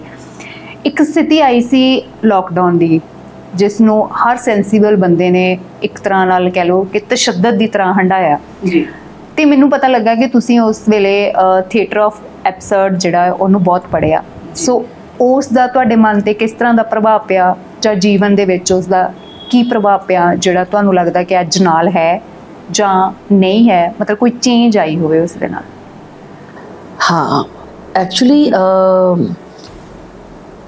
ਲੋਕਡਾਊਨ ਤੋਂ ਪਹਿਲਾਂ ਹੀ ਪੋਲੀਟੀਕਲ ਕੰਡੀਸ਼ਨਸ ਤੇ ਸਾਡੀਆਂ ਕਲਚਰ ਨੂੰ ਲੈ ਕੇ ਕਾਫੀ ਖਰਾਬ ਚੱਲ ਹੀ ਰਹੀਆਂ ਸੀ ਜੀ। ਸਰਵਾਈਵ ਕਰਨਾ ਮੁਸ਼ਕਿਲ ਹੋ ਰਿਹਾ ਸੀ। ਇਸੇ ਕਰਕੇ ਲੋਕਡਾਊਨ ਤੋਂ ਕੁਝ ਮਹੀਨੇ ਪਹਿਲਾਂ ਹੀ ਮੈਂ ZTV ਜੁਆਇਨ ਕਰ ਲਿਆ ਸੀ। ਮਤਲਬ ਮੈਨੂੰ ਕਹਿ ਕੇ ਜੁਆਇਨ ਕਰਵਾ ਦਿੱਤਾ ਗਿਆ ਕਿ ਹੁਣ ਥੋੜੀ ਜੀ ਏਜ ਫੈਕਟਰ ਵੀ ਹੈ ਤੇ ਇੱਕ ਨਵਾਂ ਐਕਸਪੈਰੀਮੈਂਟ ਤਜਰਬਾ ਕਰਨ ਦਾ ਮੌਕਾ ਮਿਲੇਗਾ। ਮੈਂ 6 ਮਹੀਨੇ ਲਈ ਜੁਆਇਨ ਕੀਤਾ ਸੀ ਸਰਸਰੀ ਤੌਰ ਤੇ। ਅੱਜ 4 ਸਾਲ ਹੋ ਗਏ ਨੇ, ਮੈਨੂੰ ਪਤਾ ਨਹੀਂ ਲੱਗਿਆ ਸਮਾਂ ਕਿਵੇਂ ਨਿਕਲ ਗਿਆ। ਤੇ ਲੋਕਡਾਊਨ ਦੇ ਦਰਮਿਆਨ ਮੈਨੂੰ ਬਹੁਤ ਸਾਰਾ ਸਾਹਿਤ ਪੜ੍ਹਨ ਦਾ ਮੌਕਾ ਮਿਲਿਆ, ਜਿਹਨੂੰ ਐਬਸਰਡ ਵੀ ਕਹਿ ਸਕਦੇ ਹਾਂ। ਕਾਮੂ ਤੋਂ ਲੈ ਕੇ ਸਾਤਰੇ ਤੋਂ ਲੈ ਕੇ ਸਭ ਨੂੰ ਮੈਨੂੰ ਪੜ੍ਹਨ ਦਾ ਮੌਕਾ ਮਿਲਿਆ। ਤੇ ਜਿਨ੍ਹਾਂ ਸਮਿਆਂ ਦੇ ਵਿੱਚ ਉਹ ਵਿਚਰਦੇ ਸੀ, ਮੈਨੂੰ ਲੱਗਿਆ ਸਮਾਂ ਰਿਵਾਈਵ ਹੋ ਗਿਆ, ਇਨਸਾਨ ਸੱਚਮੁੱਚ ਓਨਾ ਹੀ ਇਕੱਲਾ ਹੋ ਗਿਆ। ਤੇ ਯਕੀਨ ਕਰੋ ਕੁਲਦੀਪ, ਮੈਨੂੰ ਲੱਗਿਆ ਕਿ ਇਹ ਸਮਾਂ ਨੇ ਹੁਣ ਮੋੜਾ ਨਹੀਂ ਪਾਉਣਾ। ਇਹ ਸਮਾਂ ਨੇ ਸਭ ਕੁਝ ਖਤਮ ਕਰਤਾ। ਹੁਣ ਕੋਈ ਕਮਿਊਨਿਟੀ ਨਹੀਂ ਰਹਿਣੀ, ਲੋਕਾਂ ਨੇ ਜਿਉਂਦੇ ਨਹੀਂ ਬਚਣਾ, ਇਹ ਦੁਨੀਆ ਤਬਾਹ ਹੋ ਜਾਣੀ ਹੈ। ਤੇ ਹੁਣ ਕੁਝ ਨਹੀਂ ਬਚਿਆ। ਮੈਂ ਦੁਬਾਰਾ ਤੋਂ ਕਦੇ ਰੰਗਮੰਚ ਤੇ ਦੁਬਾਰਾ ਖੜੀ ਹੋ ਕੇ ਨਾਟਕ ਕਰ ਸਕੂੰਗੀ, ਔਰ ਮੈਂ ਆਪਣੇ ਪੂਰੇ ਗਰੁੱਪ ਨਾਲ ਕਦੇ ਬੈਠ ਸਕੂੰਗੀ, ਹੱਸ ਸਕੂੰਗੀ, ਖੇਡ ਸਕੂੰਗੀ। ਗਲੀਆਂ ਸੁੰਨੀਆਂ, ਰਸਤੇ ਸੁੰਨੇ, ਸਭ ਕੁਝ ਸੁੰਨਾ ਹੋ ਗਿਆ। ਕਲਾ ਭਵਨ ਜਾਂਦੀ ਤਾਂ ਉੱਥੇ 4 ਲੋਕ ਅਸੀਂ ਮਿਲ ਕੇ ਬੈਠਦੇ, ਗੱਲਾਂ ਕਰਦੇ। ਪੁਲਿਸ ਸਾਨੂੰ ਬਾਹਰ ਜਾਣ ਲਈ ਕਹਿੰਦੀ, ਉਹਨਾਂ ਨੂੰ ਸਮਝਾਉਂਦੇ ਵੀ ਸਾਡੀ ਮੈਂਟਲ ਕੰਡੀਸ਼ਨ ਕੀ ਹੈ। ਫਿਰ ਉਹ ਕਹਿੰਦੇ ਕਿ ਠੀਕ ਹੈ, ਇੱਕ ਸਾਈਡ ਤੇ ਲੱਗ ਕੇ ਬੈਠ ਜਾਓ। ਸੋ ਇਹ ਸਾਰਾ ਕੁਝ ਮੈਂ ਵੇਖਿਆ ਤੇ ਉਸ ਐਸਾ ਦੌਰ ਆ ਗਿਆ ਕਿ ਮੈਨੂੰ ਲੱਗਿਆ ਕਿ ਇਹ ਵਕਤ ਹੁਣ ਨਹੀਂ ਬੀਤਣਾ, ਇਹ ਵਕਤ ਹੁਣ ਸਾਡੇ ਹੱਥੋਂ ਜਾ ਚੁੱਕਿਆ ਹੈ। ਇਹ ਸਭ ਕੁਝ ਠੀਕ ਨਹੀਂ ਹੋਣਾ, ਇਹਦਾ ਕੋਈ ਅੰਤ ਨਹੀਂ ਹੈ। ਤੇ ਐਸਾ ਵੀ ਸਮਾਂ ਆਇਆ ਕਿ ਮੈਨੂੰ ਲੱਗਿਆ ਕਿ ਹੁਣ ਇਸ ਸਮੇਂ 'ਚ ਹੀ ਜੀਵਨ ਦਾ ਅੰਤ ਕਰ ਦੇਣਾ ਚਾਹੀਦਾ ਹੈ। ਮੈਂ ਇੰਨੀ ਨਿਗਾਰ 'ਚ ਚਲੀ ਗਈ ਸੀ। ਹਾਲਾਂਕਿ ਮੇਰੇ ਕੋਲ ਇਕਨੋਮਿਕ ਕੰਡੀਸ਼ਨਸ ਦੀ ਜਾਂ ਇਕਨੋਮਿਕਲ ਫੈਕਟਰਸ ਦੀ ਕੋਈ ਕਮੀ ਨਹੀਂ ਸੀਗੀ। ਪੈਸੇ ਵੀ ਸੀਗੇ, ਕਿਤਾਬਾਂ ਵੀ ਸੀ, ਘਰ ਵੀ ਸੀ, ਸਿਕਿਉਰਿਟੀ ਵੀ ਸੀ। ਪਰ ਲੱਗਿਆ ਕਿ ਮੇਰੀ ਕਮਿਊਨਿਟੀ ਹੁਣ ਮੇਰੇ ਕੋਲ ਵਾਪਸ ਨਹੀਂ ਆਏਗੀ। ਮੈਂ ਜ਼ਿੰਦਗੀ 'ਚ ਦੁਬਾਰਾ ਕਦੇ ਰੰਗਮੰਚ ਤੇ ਨਹੀਂ ਚੜ ਸਕਾਂਗੀ, ਰੰਗਮੰਚ ਕਦੇ ਵਾਪਸ ਨਹੀਂ ਆਏਗਾ। ਇਹ ਹਾਲਾਤ ਨੋਰਮਲ ਨਹੀਂ ਹੋਣਗੇ, ਸਭ ਕੁਝ ਖਤਮ ਹੋ ਗਿਆ। ਇਹ ਮੈਨੂੰ ਲੱਗਿਆ ਕਿ ਉਹ ਦੌਰ ਰਿਵਾਈਵ ਹੋ ਗਿਆ। ਤੇ ਬਸ ਪਤਾ ਨਹੀਂ ਕੁਦਰਤ ਨੇ ਮਿਹਰ ਕੀਤੀ ਕਿ ਮੈਂ ਉਸ ਦੌਰ 'ਚੋਂ ਹੌਲੀ ਹੌਲੀ ਰਿਵਾਈਵ ਹੋਈ। ਮੈਂ ਸ਼ੁਕਰੀਆ ਅਦਾ ਕਰਨਾ ਚਾਹੂੰਗੀ ਸੈਮੂਅਲ ਜੌਨ ਦਾ, ਜਗਦੀਸ਼ ਤਿਵਾੜੀ ਦਾ, ਚਕਰੇਸ਼ ਹੋਰਿਆਂ ਦਾ, ਜਿਨ੍ਹਾਂ ਨੇ ਇਸ ਬੁਰੇ ਵਕਤ ਵਿੱਚ ਮੇਰੇ ਨਾਲ ਬੈਠੇ ਮਹੀਨਿਆਂ ਬੱਧੀ 8 ਮਹੀਨੇ ਮੇਰੇ ਨਾਲ ਗੱਲਾਂ ਕਰਦੇ ਰਹੇ, ਮੈਨੂੰ ਸਮਝਾਉਂਦੇ ਰਹੇ, ਮੇਰੇ ਨਾਲ ਨਾਟਕ ਪੜ੍ਹਦੇ ਰਹੇ। ਤੇ ਦੁਬਾਰਾ ਕਮਿਊਨਿਟੀ ਨੂੰ ਇਕੱਠੇ ਕਰਕੇ 8-10 ਲੋਕ ਅਸੀਂ ਕਲਾ ਭਵਨ 'ਚ ਬੁਰੇ ਟਾਈਮਾਂ 'ਚ ਬੈਠੇ ਪੜ੍ਹਦੇ ਰਹੇ ਤੇ ਇਹੀ ਗੱਲਾਂ ਕਰਦੇ ਰਹੇ ਕਿ ਜੇ ਤੁਹਾਡਾ ਆਪਣਾ ਆਪ ਹੀ ਨਾ ਬਚਿਆ, ਜੇ ਇਹ ਆਸ ਨਾ ਬਚੀ ਚੰਗੇ ਹੋਣ ਦੀ, ਤੇ ਯੁੱਗ ਤਾਂ ਹਮੇਸ਼ਾ ਬਦਲਦੇ ਨੇ ਔਰ ਇਹ ਯੁੱਗ ਬਦਲੇਗਾ। ਫਿਰ ਹੌਲੀ ਹੌਲੀ ਆਸ ਤੇ ਉਮੀਦ ਜਾਗੀ। ਕੁਛ ਥੋੜੀ ਬਹੁਤ ਮੈਡੀਕੇਸ਼ਨ ਵੀ ਹੋਈ, ਉਹਦੇ ਨਾਲ ਵੀ ਥੋੜਾ ਜਿਹਾ ਫਰਕ ਪਿਆ। ਤੇ ਮਤਲਬ ਇਸ ਦੌਰ ਨੇ ਕੁਲਦੀਪ ਮੈਨੂੰ ਇੱਕ ਬਹੁਤ ਵੱਡੀ ਗੱਲ ਸਿਖਾਈ ਹੈ ਕਿ ਜ਼ਿੰਦਗੀ ਵਿੱਚ ਕਦੇ ਵੀ ਕੁਛ ਵੀ ਅੰਤਿਮ ਨਹੀਂ ਹੁੰਦਾ, ਆਖਰੀ ਨਹੀਂ ਹੁੰਦਾ। ਜਿੱਥੇ ਖਾਤਮਾ ਹੁੰਦਾ ਨਾ, ਉੱਥੋਂ ਇੱਕ ਨਵੀਂ ਸ਼ੁਰੂਆਤ ਹੁੰਦੀ ਹੈ। ਤੇ ਜਿਸ ਕਿਸਮ ਦਾ ਨਿਗਾਰ ਮੇਰੀ ਜ਼ਿੰਦਗੀ 'ਚ ਇੱਕ ਵਾਰ ਆ ਚੁੱਕਿਆ, ਮੈਨੂੰ ਲੱਗਦਾ ਨਹੀਂ ਹੁਣ ਦੁਬਾਰਾ ਆਏਗਾ। ਸ਼ਾਇਦ ਉਹਦੇ ਵਿੱਚੋਂ ਇੱਕ ਨਵੀਂ ਸੰਗੀਤਾ ਪੈਦਾ ਹੋਈ ਹੈ, ਜਿਹੜੀ ਕਿ ਜਿਹਦਾ ਕਿ ਸ਼ਾਇਦ ਨਜ਼ਰੀਆ, ਦ੍ਰਿਸ਼ਟੀ, ਸੋਚ, ਸਬਰ, ਚੀਜ਼ਾਂ ਨੂੰ ਸਮਝਣ ਦਾ ਤਰੀਕਾ ਸਭ ਬਦਲ ਗਿਆ ਹੈ। ਜੀ, ਇਸ ਦੌਰ ਤੋਂ ਬਾਅਦ ਫਿਰ ਤੁਸੀਂ ਦੁਬਾਰਾ ਆਪਣਾ ਰੰਗਮੰਚ ਰਿਵਾਈਵ ਕਰਦੇ ਹੋ ਜਦੋਂ ਸਾਰਾ ਕੁਝ ਆਸੇ-ਪਾਸੇ ਦੀਆਂ ਸਥਿਤੀਆਂ ਜਾਂ ਸਮਾਜ ਨਾਰਮਲ ਹੋ ਜਾਂਦਾ ਹੈ ਨਾ, ਪਹਿਲਾਂ ਵਾਲੀ ਚਾਲ ਜਾਂ ਪਹਿਲਾਂ ਵਾਲੇ ਉਸ ਡੇਲੀ ਰੂਟੀਨ ਦੇ ਵਿੱਚ ਵਾਪਸ ਆ ਜਾਂਦਾ ਹੈ। ਫਿਰ ਤੁਸੀਂ ਆਪਣੇ ਥੀਏਟਰ ਗਰੁੱਪ ਦੀ ਸਿਲਵਰ ਜੁਬਲੀ ਮਨਾਉਂਦੇ ਹੋ ਤੇ ਇੱਕ 6 ਰੋਜ਼ਾ ਥੀਏਟਰ ਫੈਸਟੀਵਲ ਕਰਦੇ ਹੋ, ਜਿਹੜਾ ਕਿ ਮੈਨੂੰ ਲੱਗਦਾ ਹੁੰਦਾ ਕਿ ਇੰਡੀਪੈਂਡੈਂਟ ਔਰਤਾਂ ਦੇ ਲਈ ਕੰਮ ਕਰਦੇ ਹੋਏ ਜਿਹੜੀਆਂ ਬੜੀਆਂ ਮੁਸ਼ਕਲਾਂ ਆਉਂਦੀਆਂ ਨੇ ਤਾਂ ਉਹਨਾਂ ਦੇ ਲਈ ਇੱਕ ਚੈਲੰਜਿੰਗ ਕੰਮ ਹੁੰਦਾ। ਸੋ ਥੀਏਟਰ ਦੇ ਵਿੱਚ ਕਿਸ ਤਰ੍ਹਾਂ ਦੀਆਂ ਸਪਾਂਸਰਸ਼ਿਪ ਰਹਿੰਦੀਆਂ ਨੇ ਤੇ ਤੁਸੀਂ ਕਿੱਦਾਂ ਇਸ ਤਰ੍ਹਾਂ ਦੇ ਜਿਹੜੇ ਲੰਬੇ ਥੀਏਟਰ ਫੈਸਟੀਵਲ ਉਹਨਾਂ ਨੂੰ ਮੈਨੇਜ ਕਰਦੇ ਹੋ? ਔਕੜਾਂ ਤਾਂ ਆਈਆਂ, ਆਉਂਦੀਆਂ ਵੀ ਹੈ, ਕਿਉਂਕਿ ਜਿਹੜੇ ਲੋਕ ਰੰਗਮੰਚ ਕਰਦੇ ਨੇ ਨਾ, ਉਹਨਾਂ ਦੀ ਇੱਕ ਸੋਚ ਅਪਰੋਚ ਹੈ। ਉਹ ਸੋਚ ਅਪਰੋਚ ਬਿਲਕੁਲ ਸਪਸ਼ਟ ਹੈ, ਉਹ ਕਿਸੇ ਦਾ ਪੱਖ ਨਹੀਂ ਪੂਰਦੀ, ਉਹ ਸਮਾਜ ਦੇ ਹੱਕ ਵਿੱਚ ਹੁੰਦੀ ਹੈ। ਤੇ ਸਮੇਂ ਦੇ ਹਾਲਾਤ ਇਸ ਕਿਸਮ ਦੇ ਥੀਏਟਰ ਦੀ ਹਾਮੀ ਨਹੀਂ ਭਰਦੇ। ਉਹ ਆਪਣੇ ਖਾਸ ਕਿਸਮ ਦਾ ਥੀਏਟਰ ਕਰਾਉਣਾ ਚਾਹੁੰਦੇ ਨੇ। ਫੈਸਟੀਵਲ ਸਾਡਾ, ਨਾਟਕ ਅਦਾਰਿਆਂ ਦੇ, ਇਹ ਸੰਭਵ ਨਹੀਂ ਹੋ ਸਕਦਾ। ਮੈਂ ਤਾਂ ਜੋ ਮੇਰੀ ਆਈਡੀਓਲੋਜੀ ਹੈ, ਜਿਹੜੇ ਉਹਨੂੰ ਮੈਚ ਕਰਦੇ ਹੋਣਗੇ ਨਾ, ਜਿਸ ਤਰ੍ਹਾਂ ਦੇ ਸਮਾਜ ਦੀ ਮੈਂ ਰਚਨਾ ਸੋਚਦੀ ਹੋਊਂਗੀ, ਮੈਂ ਉਸ ਤਰ੍ਹਾਂ ਦੇ ਹੀ ਨਾਟਕਾਂ ਨੂੰ ਕਰਾਉਣਾ ਚਾਹੂੰਗੀ ਨਾ। ਤੇ ਇਸ ਲਈ ਮੈਨੂੰ ਔਕੜ ਆਈ ਕਿ ਮੈਂ ਉੱਥੇ ਅੜੀ ਰਹੀ ਕਿ ਮੈਨੂੰ ਇਹੀ ਚਾਹੀਦਾ ਹੈ। ਮੈਂ ਇਸ ਗਰੁੱਪ ਨੂੰ ਬੁਲਾਉਣਾ, ਇਹ ਨਾਟਕ ਕਰਾਉਣਾ, ਇਦਾਂ ਕਰਨਾ। ਮੈਨੂੰ ਥੋੜਾ ਜਿਹਾ ਸੰਘਰਸ਼ ਕਰਨਾ ਪਿਆ। ਵਿੱਚ ਨੂੰ ਇੱਕ ਐਸਾ ਸਮਾਂ ਵੀ ਆਇਆ ਜਦੋਂ ਲੱਗਿਆ ਕਿ 5 ਲੱਖ ਰੁਪਏ ਦਾ ਫੈਸਟੀਵਲ 50,000 ਰੁਪਏ ਵੀ ਨਹੀਂ ਦੇਗਾ। ਫਿਰ ਮੈਂ ਕਿਹਾ ਕੋਈ ਗੱਲ ਨਹੀਂ, ਐਂ ਸਮਝੂੰਗੀ ਕਿ 4 ਮਹੀਨੇ ਤਨਖਾਹ ਨਹੀਂ ਮਿਲੀ, ਪਰ ਇਹ ਤਾਂ ਹੋ ਕੇ ਰਹੇਗਾ, ਇਹ ਮੈਂ ਠਾਣ ਚੁੱਕੀ ਸੀ। ਫਿਰ ਅਥਾਰਟੀਆਂ ਤੇ ਅਦਾਰਿਆਂ ਨੇ ਹੌਲੀ ਹੌਲੀ ਮੇਰਾ ਸਾਥ ਦੇਣਾ ਸ਼ੁਰੂ ਕੀਤਾ। ਫਿਰ NZCC ਨੇ ਵੀ ਸਾਥ ਦਿੱਤਾ। ਫਿਰ ਜਿਹੜੇ ਰੰਗਕਰਮੀ ਜਿਹਨਾਂ ਨੂੰ ਮੈਂ ਬੁਲਾਉਣਾ ਚਾਹੁੰਦੀ ਸੀ ਉਹਨਾਂ ਨੇ ਵੀ ਕਿਹਾ ਵੀ ਕੋਈ ਗੱਲ ਨਹੀਂ, ਜੇ ਪੈਸੇ ਨਹੀਂ ਹੋਣਗੇ ਨਾ, ਆਉਣ ਜਾਣ ਦਾ ਜੇ ਕਿਰਾਇਆ ਵੀ ਹੋਇਆ ਨਾ, ਤਾਂ ਵੀ ਅਸੀਂ ਆਵਾਂਗੇ। ਇਸ ਨੇ ਮੈਨੂੰ ਹੱਲਾਸ਼ੇਰੀ ਦਿੱਤੀ ਤੇ ਇਹ ਫੈਸਟੀਵਲ ਸਿਰੇ ਚੜਿਆ। ਤੇ ਮੈਨੂੰ ਲੱਗਦਾ ਕਿ ਬਹੁਤ ਲੰਮੇ ਸਮੇਂ ਬਾਅਦ ਲੋਕ ਇਸ ਕਿਸਮ ਦੇ ਫੈਸਟੀਵਲ ਨਾਲ ਜੁੜੇ ਜੋ ਜ਼ਬਰਦਸਤੀ ਦੇ ਨਾਟਕਾਂ ਨਾਲ ਨਹੀਂ ਜੁੜਿਆ ਹੋਇਆ ਸੀ, ਜਿਨ੍ਹਾਂ ਨੂੰ ਲੋਕਾਂ ਨੇ ਇੰਜੋਏ ਕੀਤਾ ਕਿ ਹਾਂ ਅੱਛਾ ਇਹਨੂੰ ਰੰਗਮੰਚ ਕਹਿੰਦੇ ਨੇ। ਤੇ ਕੁਲਦੀਪ ਮੈਂ ਬਹੁਤ ਸੁਪਨੇ ਦੇਖੇ। ਹੁਣ ਮੈਨੂੰ ਲੱਗਦਾ ਮੈਂ ਹਿੰਦੁਸਤਾਨ ਦੀਆਂ ਜਿਹੜੀਆਂ ਬਿਹਤਰੀਨ ਔਰਤਾਂ ਨਿਰਦੇਸ਼ਕਾਵਾਂ ਨੇ, ਉਹਨਾਂ ਦਾ ਇੱਕ ਫੈਸਟੀਵਲ ਕਰਨ ਦੀ ਮੇਰੀ ਚਾਹ ਹੈ 10 ਦਿਨ ਦੀ, ਜਦੋਂ 10 ਔਰਤਾਂ ਹਿੰਦੁਸਤਾਨ ਦੇ ਵੱਖ-ਵੱਖ ਹਿੱਸਿਆਂ 'ਚੋਂ ਆ ਕੇ ਚੰਡੀਗੜ੍ਹ 'ਚ ਰੰਗਕਰਮ ਕਰਨਗੀਆਂ ਤੇ ਉਹ ਆਪਣੀਆਂ ਕਹਾਣੀਆਂ ਵੀ ਸੁਣਾਉਣਗੀਆਂ, ਉਹਨਾਂ ਦੇ ਨਾਲ ਰੂਬਰੂ ਵੀ ਹੋਣਗੇ ਕਿ ਉਹਨਾਂ ਨੇ ਆਪਣੀ ਜ਼ਿੰਦਗੀ 'ਚ ਰੰਗਮੰਚ ਨੂੰ ਕਿਵੇਂ ਚੁਣਿਆ ਤੇ ਰੰਗਮੰਚ ਨੇ ਉਹਨਾਂ ਨੂੰ ਕਿੰਨੀ ਤਾਕਤ ਦਿੱਤੀ। ਜੀ ਬਹੁਤ ਤੁਹਾਡਾ ਇੱਕ ਚੰਗਾ ਉਪਰਾਲਾ ਹੋਏਗਾ।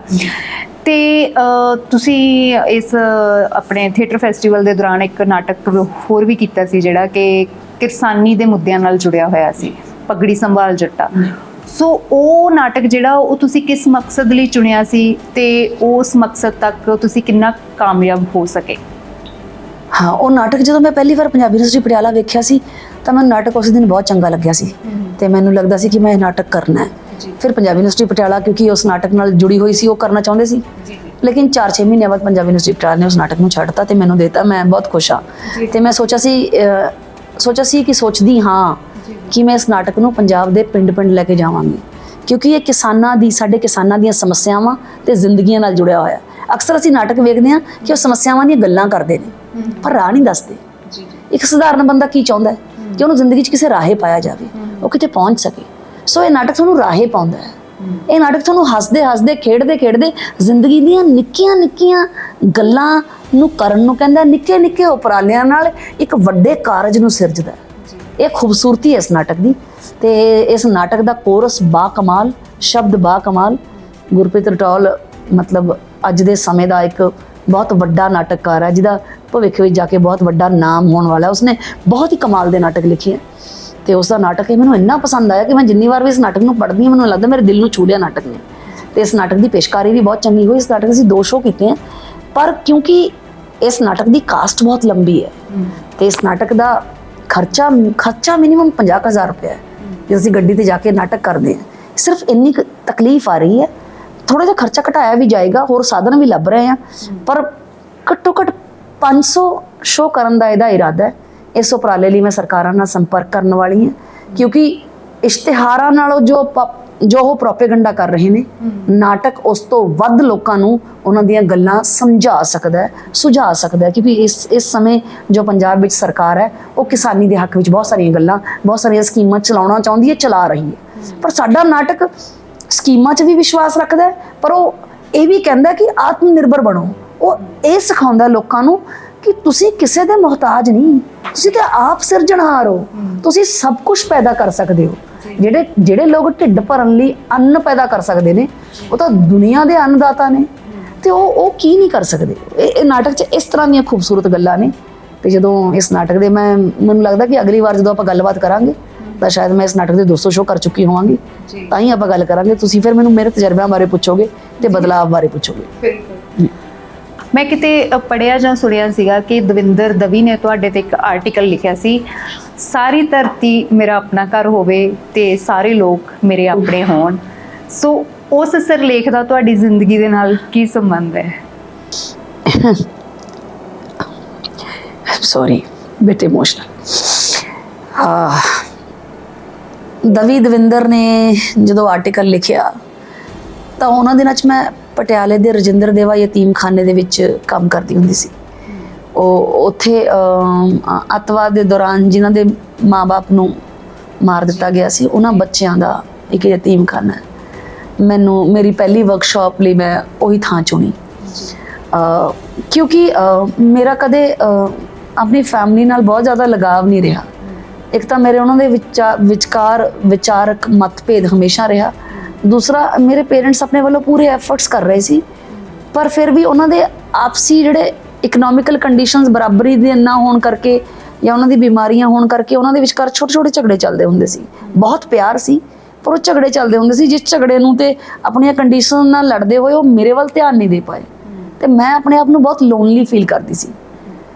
ਥੋੜਾ ਜਿਹਾ ਜੈਂਡਰ ਡਿਫਰੈਂਸ ਵੀ ਸੀ, ਥੋੜਾ ਜਿਹਾ ਰੰਗ ਭੇਦ ਵੀ ਸੀ। ਮੇਰਾ ਭਰਾ ਕਾਫੀ ਸੋਹਣਾ ਸੀ, ਗੋਰਾ ਸੀ ਤੇ ਮੇਰਾ ਡਾਰਕ ਕੰਪਲੈਕਸ਼ਨ ਸੀ। ਇਹਨਾਂ ਸਾਰੀਆਂ ਗੱਲਾਂ ਨੂੰ ਉਹ ਸਹਿਜ ਸੁਭਾਅ ਮੈਨੂੰ ਗੱਲਾਂ ਕਹਿ ਦਿੰਦੇ ਆ, ਗਾਲਾਂ ਕੱਢ ਦਿੰਦੇ, ਲੇਕਿਨ ਉਹ ਸਹਿਜ ਸੁਭਾਅ ਗੱਲਾਂ ਤੇ ਗਾਲਾਂ ਮੇਰੇ ਅੰਦਰ ਘਰ ਕਰ ਗਈਆਂ। ਉਹ ਮੈਨੂੰ ਕਹਿੰਦੇ ਸੀ ਵੀ ਤੂੰ ਜ਼ਿੰਦਗੀ 'ਚ ਕਲਰਕ ਬਣ ਜਾਵੇਂ ਨਾ, ਛੋਟੀ ਜਿਹੀ ਕਿਤੇ ਲੱਗ ਜਾਵੇਂ, ਆਪਣੇ ਪੈਰਾਂ ਤੇ ਖੜੀ ਹੋ ਜਾਵੇਂ, ਇੰਨਾ ਹੀ ਬਹੁਤ ਆ, ਹੋਰ ਕੁਝ ਤੂੰ ਸੋਚੀ ਵੀ ਨਾ, ਕਿਉਂਕਿ ਤੂੰ ਇਸ ਲਾਇਕ ਨਹੀਂ ਹੈਗੀ। ਜਦੋਂ ਮੈਂ ਇਦਾਂ ਦੀਆਂ ਗੱਲਾਂ ਸੁਣਦੀ ਸੀ ਤਾਂ ਮੈਨੂੰ ਇਹ ਲੱਗਦਾ ਸੀਗਾ ਕਿ ਨਹੀਂ, ਮੈਂ ਕੁਝ ਹੋਰ ਕਰਨਾ, ਮੈਂ ਕੁਝ ਹੋਰ ਕਹਿਣਾ, ਮੈਂ ਜੋ ਇਹ ਕਹਿ ਰਹੇ ਨੇ ਇਹ ਸਭ ਮੈਂ ਨਹੀਂ ਕਰਨਾ। 20 ਸਾਲ ਦੀ ਉਮਰ 'ਚ ਉਹਨਾਂ ਨੇ ਮੇਰਾ ਜ਼ਬਰਦਸਤੀ ਵਿਆਹ ਕਰਨ ਦੀ ਵੀ ਕੋਸ਼ਿਸ਼ ਕੀਤੀ, ਪਰ ਮੈਂ ਅੜੀ ਰਹੀ। ਫਿਰ ਮੇਰੇ ਨਾਨਕੇ ਮੈਨੂੰ ਲੈ ਗਏ, ਉਹਨਾਂ ਨੇ ਮੈਨੂੰ ਇਸ ਸਾਰੇ ਤੋਂ ਬਚਾਇਆ ਕਿ ਇਹਨੂੰ ਜੋ ਪੜ੍ਹਨਾ ਚਾਹੁੰਦੀ ਇਹਨੂੰ ਪੜ੍ਹਨ ਦਿਓ, ਐ ਨਾ ਕਰ। ਫਿਰ ਮੇਰੀ ਕਿਸਮਤ ਨੇ ਪਲਟਾ ਖਾਇਆ।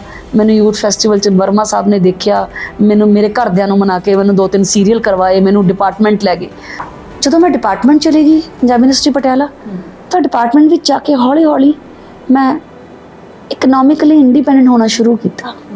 ਮੈਂ ਰੇਡੀਓ ਟੀਵੀ ਦੇ ਆਡੀਸ਼ਨ ਕਲੀਅਰ ਕਰ ਲਏ। ਮੈਂ ਫਸਟ ਈਅਰ 'ਚ UGC ਨੈਟ ਕੁਆਲੀਫਾਈ ਕਰ ਲਿਆ। ਹਾਲਾਂਕਿ ਮੈਂ ਟੀਚਰ ਬਣਨ ਬਾਰੇ ਕਦੇ ਸੋਚਿਆ ਨਹੀਂ ਸੀਗਾ, ਕਿਉਂਕਿ ਮੇਰਾ ਪੂਰਾ ਖਾਨਦਾਨ ਟੀਚਰ ਦਾ ਸੀਗਾ। ਮੈਨੂੰ ਲੱਗਦਾ ਸੀ ਮੈਂ ਇਹਨਾਂ ਤੋਂ ਵੱਖਰੀ ਇੱਕ ਪਛਾਣ ਬਣਾਉਣੀ ਹੈ, ਪਰ ਮੈਨੂੰ ਉਹ ਪਤਾ ਨਹੀਂ ਸੀ ਮੈਂ ਕੀ ਕਰਨਾ ਚਾਹੁੰਦੀ ਹਾਂ। ਮੇਰੇ ਲਈ ਜ਼ਿੰਦਗੀ ਦੀ ਲਈ ਸਭ ਤੋਂ ਵੱਡੀ ਚੀਜ਼ ਉਸ ਟਾਈਮ ਆਜ਼ਾਦੀ ਨਾਲ ਆਪਣੀ ਜ਼ਿੰਦਗੀ ਦੇ ਫੈਸਲੇ ਲੈਣਾ ਸੀ। ਉਹ ਆਜ਼ਾਦੀ ਮੈਨੂੰ ਪਹਿਲੀ ਵਾਰ ਉੱਥੇ ਮਿਲੀ ਸੀ ਕਿ ਮੈਂ ਕੀ ਕਰਨਾ, ਕਿਵੇਂ ਕਰਨਾ ਹੈ, ਮੈਂ ਤੈਅ ਕਰਨਾ।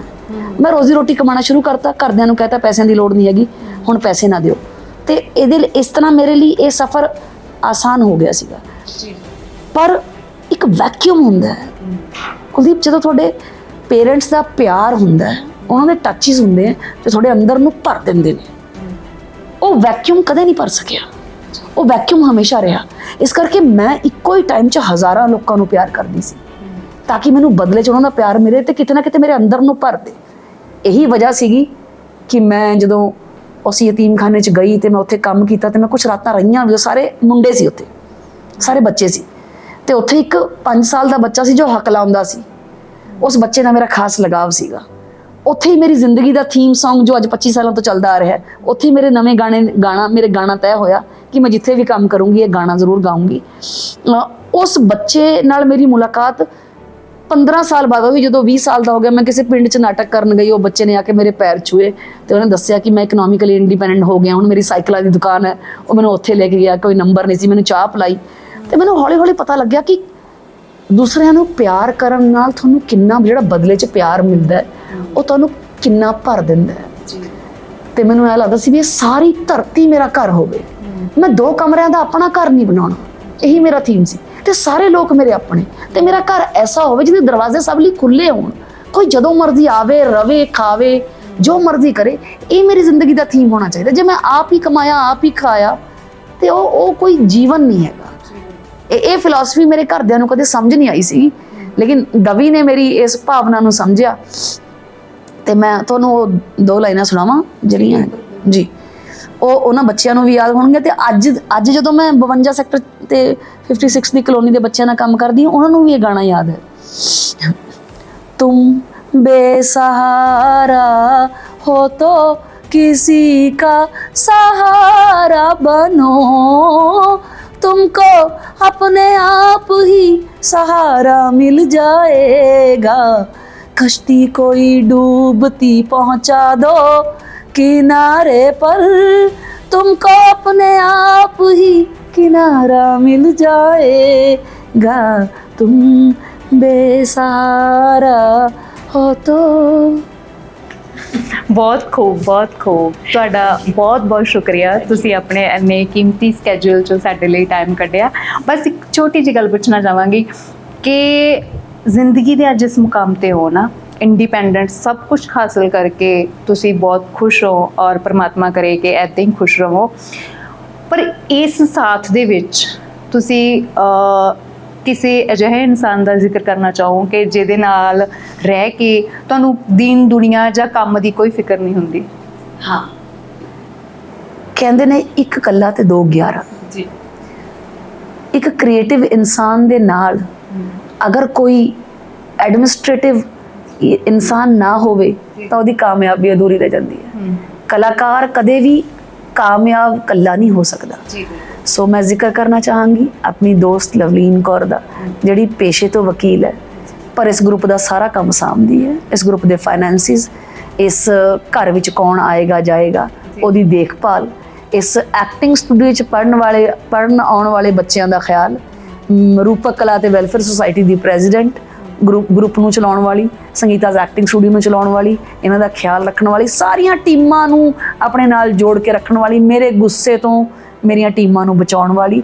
ਪਲੱਸ ਮੈਂ ਤਾਂ ਸ਼ਾਇਦ ਕੁਲਦੀਪ 1 ਰੁਪਇਆ ਵੀ ਨਹੀਂ ਜੋੜ ਸਕਦੀ ਸੀ। ਘਰ ਬਣਾਉਣਾ ਤਾਂ ਬਹੁਤ ਦੂਰ ਦੀ ਗੱਲ ਹੈ। ਮੇਰੇ ਅੰਦਰ ਜੋੜਨ ਦੀ ਪ੍ਰਵਿਰਤੀ ਨਹੀਂ, ਗੁਪਤਾ ਹੋਣ ਨਾਲ ਕੋਈ ਥੋੜਾ ਹੋ ਜਾਂਦਾ ਜੀ ਉਹਦੇ ਲਈ ਖਾਸ ਕਿਸਮ ਦੀ ਮੈਨੇਜਮੈਂਟ ਸਕਿੱਲ ਚਾਹੀਦੀ ਹੈ ਜੋ ਲਵਲੀਨ ਕੋਲ ਹੈ। ਤੇ ਲਵਲੀਨ ਦਾ ਥਾਪੜਾ ਮੇਰੀ ਪਿੱਠ ਤੇ ਹਮੇਸ਼ਾ ਰਹਿੰਦਾ ਹੈ ਤੇ ਮੈਨੂੰ ਲੱਗਦਾ ਕਿ ਰਹੇਗਾ। ਮੇਰੇ ਮਾਪੇ ਇਸ ਦੁਨੀਆ 'ਚ ਨਹੀਂ ਹੈ ਪਰ ਮੈਨੂੰ ਲਵਲੀਨ ਦੇ ਹੁੰਦੇ ਕਦੇ ਉਹਨਾਂ ਦੀ ਕਮੀ ਮਹਿਸੂਸ ਨਹੀਂ ਹੁੰਦੀ। ਉਹ ਮੈਨੂੰ ਉਦਾਂ ਹੀ ਸਾਂਭ ਕੇ ਰੱਖਦੀ ਹੈ ਜਿੱਦਾਂ ਮੇਰੀ ਮਾਂ ਮੇਰਾ ਹਾਲ ਚਾਲ ਪੁੱਛਦੀ ਸੀ। ਪਤਾ ਨਹੀਂ ਸ਼ਾਇਦ ਕਿਸੇ ਪਿਛਲੇ ਜਨਮ 'ਚ ਉਹ ਜ਼ਰੂਰ ਮੇਰੀ ਮਾਂ ਹੋਏਗੀ, ਮੈਨੂੰ ਇਦਾਂ ਲੱਗਦਾ ਹੈ। ਧੰਨਵਾਦ। Thank you very much. ਉਮੀਦ ਹੈ ਤੁਹਾਨੂੰ ਇਹ ਸਾਡਾ ਪ੍ਰੋਗਰਾਮ ਜ਼ਰੂਰ ਪਸੰਦ ਆਇਆ ਹੋਵੇਗਾ। ਸਾਨੂੰ ਕਮੈਂਟ ਕਰਕੇ ਜ਼ਰੂਰ ਦੱਸਣਾ ਤੇ ਦਾ ਵਿੰਟਰ ਸਟੂਡੀਓ ਨੂੰ ਸਬਸਕ੍ਰਾਈਬ ਕਰਨਾ ਨਾ ਭੁੱਲਣਾ। ਸਤਿ ਸ਼੍ਰੀ ਅਕਾਲ।